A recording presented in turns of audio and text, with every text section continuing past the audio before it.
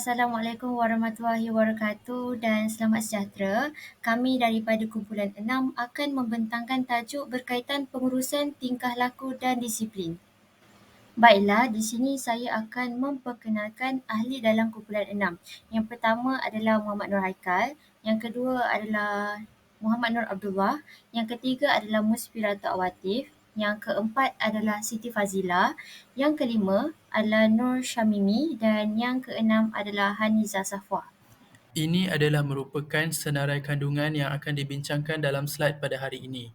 Yang pertama berkaitan pengenalan, yang kedua objektif kajian, yang ketiga kaedah kajian dan keempat adalah dapatan kajian. Bagi pengenalan, saya akan menerangkan berkaitan definisi tingkah laku dan juga definisi disiplin. Bagi definisi tingkah laku, iaitu tingkah laku yang mengganggu perjalanan kehidupannya.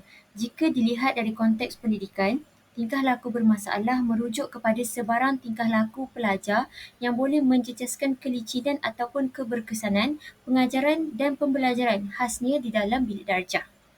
Bagi definisi disiplin pula adalah peraturan-peraturan yang perlu dipatuhi oleh seseorang murid di sekolah bagi mewujudkan tingkah laku yang baik demi kesempurnaan kehidupan. Seterusnya adalah objektif kajian. Objektif kajian adalah sesuatu yang ingin dicapai melalui kajian yang dilakukan. Objektif kajian dapat menentukan sasaran kajian yang dilakukan oleh pengkaji.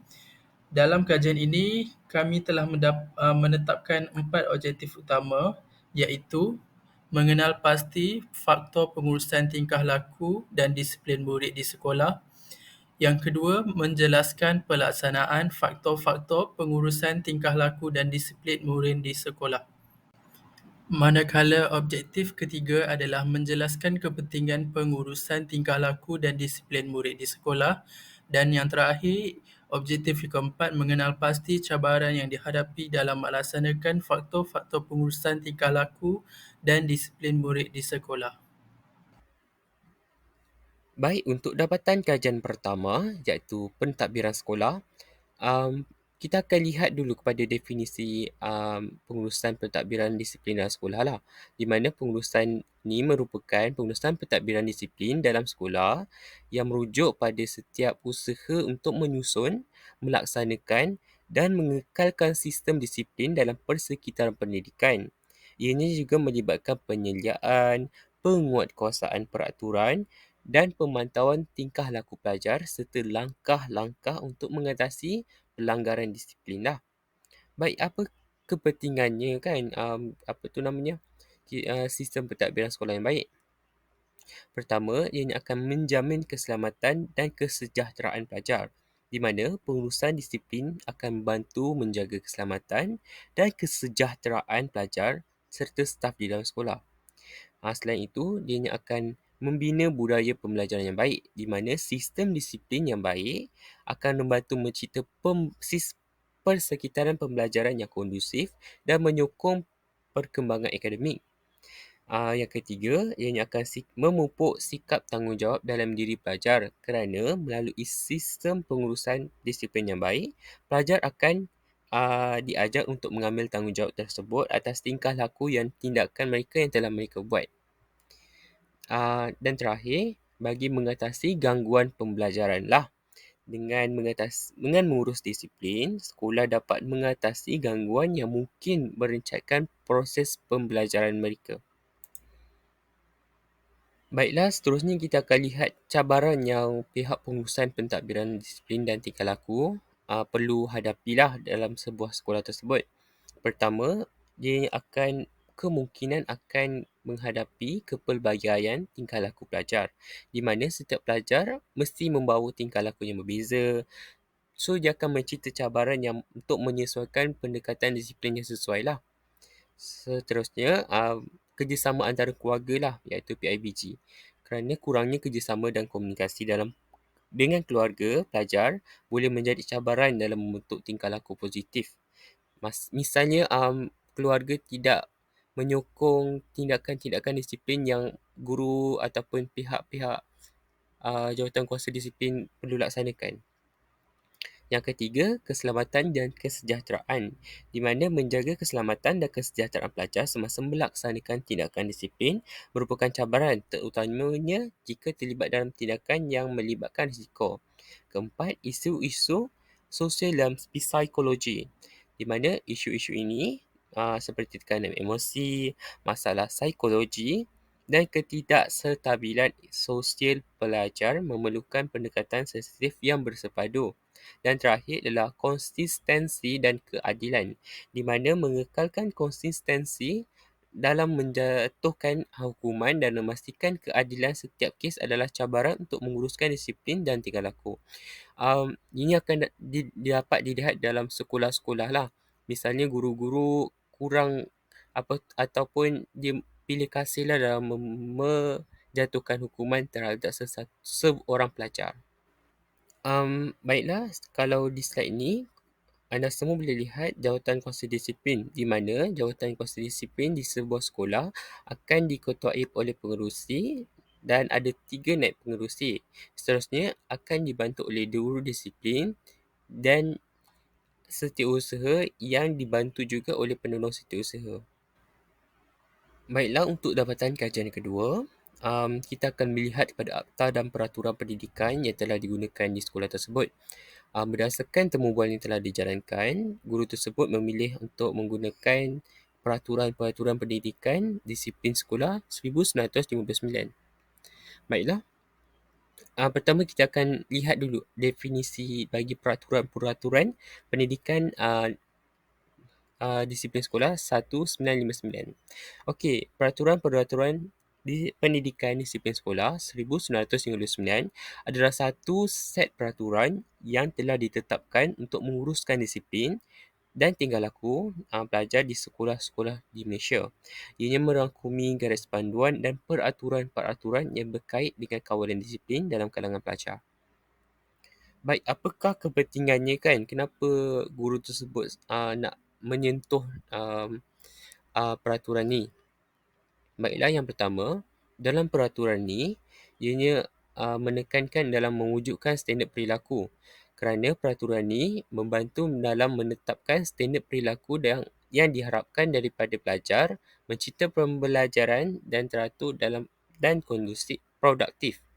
Yang kedua, menjaga kesejahteraan pelajar kerana mengandungi peraturan-peraturan yang membantu dalam menjaga keselamatan dan kesejahteraan pelajar di dalam sekolah. Yang ketiga, dia membantu panduan dalam pengurusan sekolah, di mana peraturan ini menyediakan panduan yang jelas pada pihak pengurusan sekolah tentang tindakan dan langkah-langkah yang perlu diambil bagi menangani pelanggaran disiplin di sekolah. Dan yang keempat adalah mendorong kepatuhan. Dengan mempunyai peraturan yang jelas, ini dapat membantu mendorong pelajar untuk patuh dengan aturan di sekolah. Baik, kita akan lihat apa cabaran-cabarannya yang perlu pihak sekolah hadapi untuk menjayakan pelaksanaan ataupun mengikut peraturan-peraturan pendidikan disiplin sekolah 1959 yang telah dikeluarkan oleh KPM. Baiklah, cabaran yang pertama adalah pembaharuan dan kesesuaian. Cabaran untuk memastikan peraturan tersebut sentiasa berkemaskini dan sesuai dengan perubahan dan pendidikan dan Malaysia moden. Seperti yang kita lihat, peraturan-peraturan ini merupakan peraturan yang lama iaitu 1959. Baik, yang kedua ialah kepatuhan dan penguatkuasaan, di mana untuk memastikan kesemua pihak termasuk pelajar, guru dan ibu bapa mematuhi peraturan serta penguatkuasaannya dengan adil. Yang ketiga, keadilan dan konsistenlah, di mana untuk menjaga prinsip keadilan dan konsistensi dalam menjatuhkan hukuman ataupun tindakan dalam pelajar tersebut. So, guru-guru tak boleh pilih kasih lah. Ada setengah sekolah tu diadakan pilih kasih. So, itulah cabarannya. Yang keempat, semestinya komunikasi dengan ibu bapa. dalam membina saluran komunikasi yang efektif dengan ibu bapa untuk memberikan pemahaman mengenai peraturan yang melibatkan mereka dalam usaha menjaga disiplin belajar. Kerana ada sesetengah ibu bapa telah memanjakan pelajar, so dia tak bagi pelajar dihukum lah. So itu merupakan satu cabarannya. Dan kelima ialah penanganan kes khas, iaitu menangani kes pelajar dengan keperluan khas ataupun kesukarelawan iaitu penanganan kes khas, menangani kes pelajar dengan keperluan khas ataupun kesukaran tingkah laku dengan pendekatan yang sesuai dan sensitif. Baiklah, macam kalau MBPK iaitu murid berkeperluan pendidikan khas, ianya ada cara lain lah. Dia tak seperti strict seperti pelajar arus perdana. Dapatan kajian 3. Pekeliling yang dikeluarkan berkaitan tingkah laku dan disiplin murid-murid. Pekeliling yang dianalisis ialah Ordinal Pelajaran 1957, Peraturan-Peraturan Pelajaran Disiplin Sekolah 1959. Pekeliling ini merangkumi peraturan masa kehadiran, masa rehat dan masa balik, peraturan bilik darjah, peraturan perhimpunan sekolah, peraturan menyertai aktiviti core kurikulum, peraturan penggunaan kemudahan dan harta benda sekolah, larangan kelakuan curang dan salah guna dada, dan akhir sekali peraturan kekemasan diri. Cara pelaksanaan pekeliling ini adalah seperti berikut. Murid berkeperluan pendidikan khas MBPK juga seperti murid arus perdana, iaitu perlu mematuhi peraturan sekolah berdasarkan pekeliling yang dikeluarkan oleh KPM. Prosedur mengenakan tindakan kepada MBPK adalah sama seperti murid arus perdana. Contohnya, memberi amaran, merampas, memberi surat amaran, merotan dan sebagainya. Kepentingan pekeliling ini adalah untuk mengelakkan salah guna kuasa antara pengetua dengan guru, meningkatkan mutu disiplin, mengurangkan gejala sosial. Seterusnya adalah dapatan kajian yang keempat, iaitu peraturan dan disiplin sekolah. Jenis peraturan disiplin sekolah yang digunakan adalah Peraturan-Peraturan Pelajaran (Disiplin Sekolah 1959). Pelaksanaan peraturan disiplin ini terbahagi kepada 3, iaitu Peraturan Persekolahan, Peraturan Asrama dan Peraturan Disiplin. Peraturan ini dilaksanakan adalah untuk menjaga keselamatan dan ketenteraman persekitaran sekolah bagi melahirkan insan yang bertanggungjawab. Peraturan juga ditetapkan dan dilaksanakan untuk murid MBPK selaras dengan pelaksanaan murid arus perdana, iaitu akan diberikan peringatan, surat amaran dan dibuang sekolah.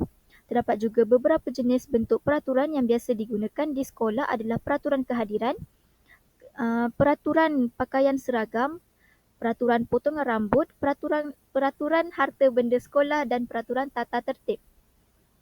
Kepentingan pengurusan tingkah laku dan disiplin murid adalah untuk membentuk murid yang cemerlang. Kecemerlangan murid MBPK bukan sahaja diukur daripada pembelajaran sahaja, malah juga diukur daripada tingkah laku yang dapat dikawal dengan baik. Ia juga merupakan suatu kejayaan kerana pembentukan tingkah laku yang positif. Kepribadian murid ini akan diukur daripada sikap dan tingkah laku yang ditunjukkan kepada orang luar. Manakala cabaran yang dihadapi bagi pelaksanaan faktor-faktor pengurusan tingkah laku dan disiplin ini adalah ramai pelajar yang memilih untuk melanggar peraturan sekolah dan menganggap perbuatan ini adalah satu kebanggaan bagi mereka. Berdasarkan temubual yang diperoleh, segelintir murid MBPK mengambil kesempatan ke atas peraturan yang telah dilonggarkan kerana mereka tergolong dalam murid istimewa. Seterusnya adalah dapatan kajian kelima, iaitu data dan rekod. Seperti yang diketahui, data dan rekod adalah sangat penting kerana melalui data dan rekod yang dibuat dapat dijadikan bukti terhadap hukuman dan tindakan seseorang murid itu. Data dan rekod yang dikumpul adalah sangat membantu guru-guru, murid dan ibu bapa untuk mengetahui tingkah laku dan disiplin seseorang murid di sekolah itulah. Dalam dapatan kajian ini, kami mendapati beberapa jenis-jenis data dan rekod, kepentingan data dan rekod, teknik merekod data tingkah laku murid serta cabaran yang dihadapi dalam pengurusan data dan rekod. Antara jenis-jenis data dan rekod yang didapati adalah SSDM, EPIDP, E-kehadiran dan APDM. Semua data-data ini digunakan untuk merekod salah laku murid dan untuk merekod perkembangan akademik murid tersebut.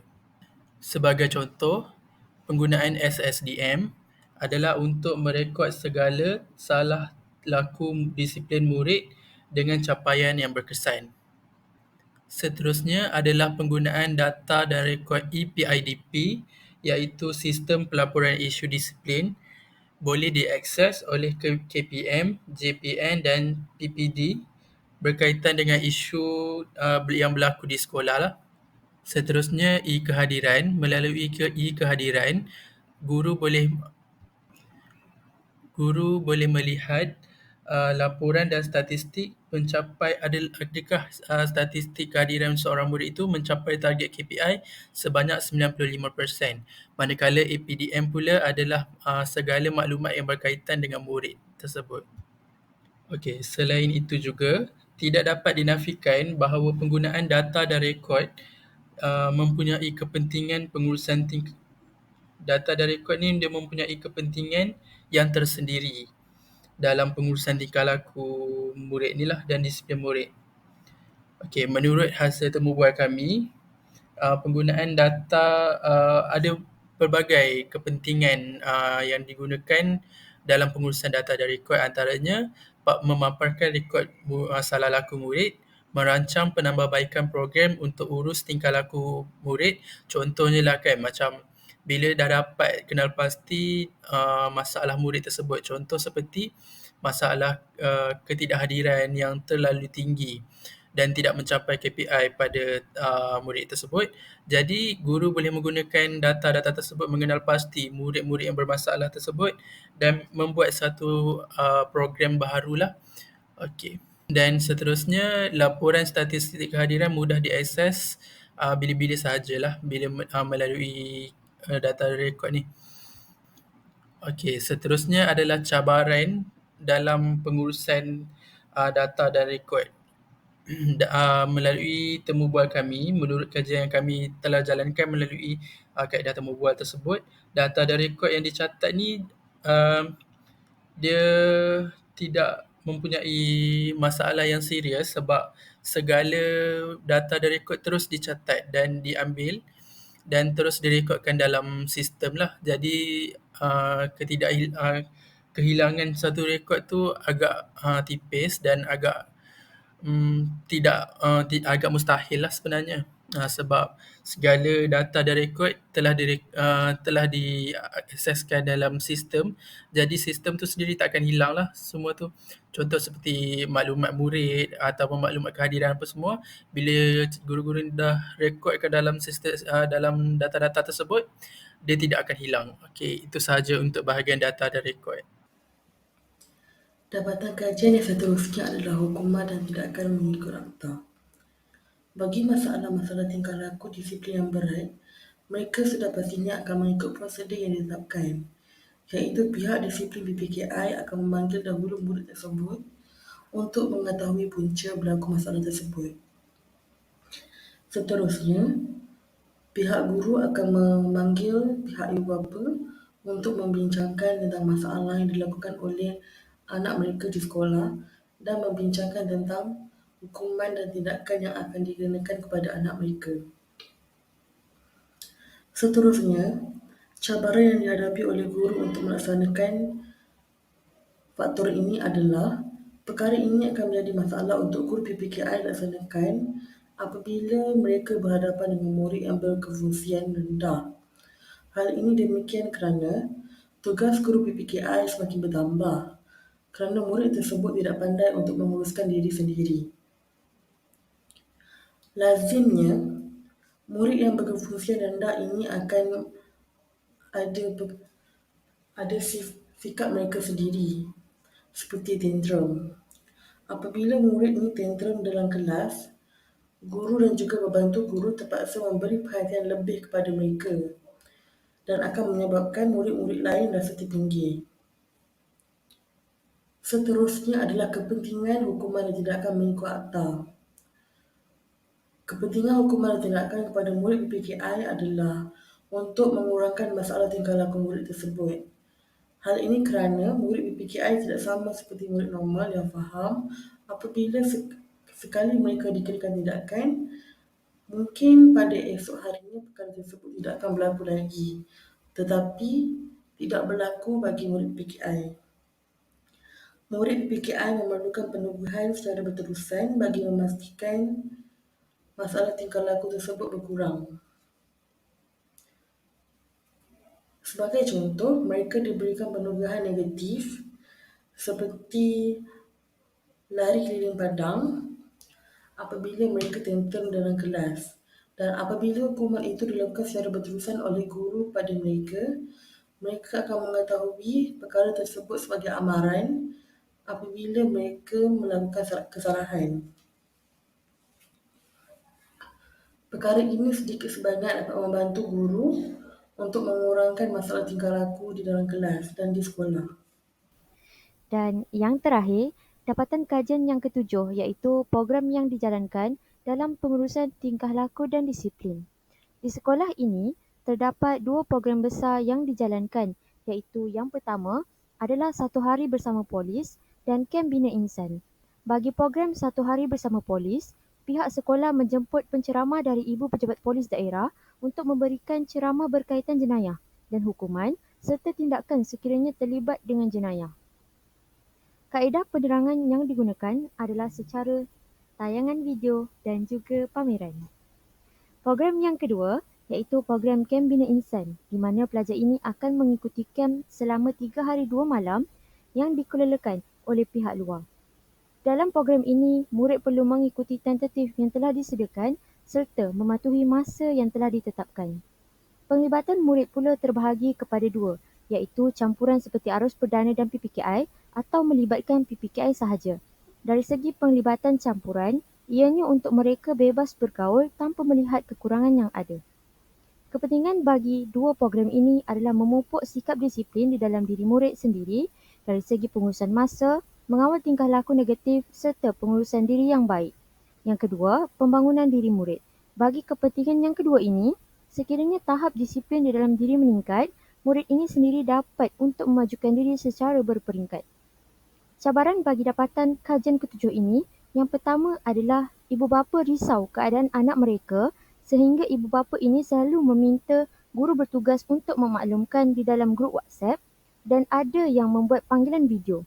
Yang kedua, kefahaman murid-murid PPKI ini berlainan dengan murid biasa. Guru dan ibu bapa perlu membuat pengulangan secara berterusan supaya mereka tidak mudah lupa dan memahami apa yang telah disampaikan oleh pihak polis dan dapat membezakan baik dan buruk sesuatu perkara.